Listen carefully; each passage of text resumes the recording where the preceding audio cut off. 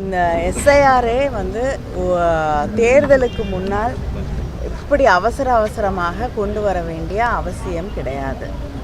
இதை உண்மையாக நேர்மையாக நடத்த வேண்டும் என்று நினைத்திருந்தால் போதிய அவகாசம் கொடுத்து எஸ்ஐஆர் என்பதை அவர்கள் சரியாக செய்திருக்க முடியும். ஆனால் பீகார்லையும் நம்ம கண்கூடாக பார்த்துருக்கோம். எத்தனை பேர் அவங்களுடைய வாக்குரிமை பறிக்கப்பட்டிருக்கிறது என்பதை கண்கூடாக பார்க்க முடிந்திருக்கிறது. அது மட்டும் இல்லாமல் மகாராஷ்டிரா இருக்கட்டும், ஹரியானா இருக்கட்டும், சமீபத்தில் கூட திரு ராகுல் காந்தி அவர்கள் அளித்திருக்கக்கூடிய பத்திரிகையாளர் சந்திப்பிலே மிக தெளிவாக எந்த அளவுக்கு மக்களுடைய வாக்குரிமை பறிக்கப்பட்டிருக்கிறது என்பதை எடுத்து தெளிவாக சொல்லியிருக்கிறார்.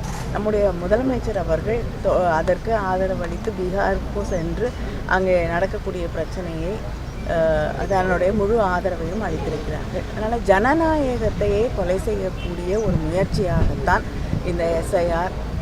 அது மட்டும் இல்லாமல் தேர்தல் ஆணையத்தை பயன்படுத்தி கொண்டு பல பிரச்சனைகளை, வாக்காளர்களுடைய உரிமைகளை பறிக்கக்கூடிய ஒரு சூழல் உருவாக்கப்பட்டு கொண்டிருக்கிறது.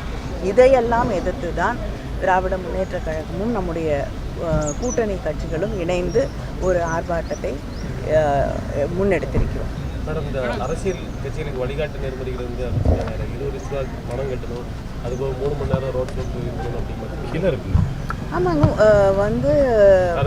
நம்மளுடைய பல சமீபத்தில் நடந்த பிரச்சனைகளை எல்லாம் கணக்கில் எடுத்துக்கொண்டு தான் அதற்கு ஒரு நெறிப்படுத்த வேண்டும் என்பதற்காக குழு அமைக்கப்பட்டு எல்லாருடைய கருத்துக்களும் கேட்கப்பட்டு ஒரு SOP உருவாக்கப்படும்.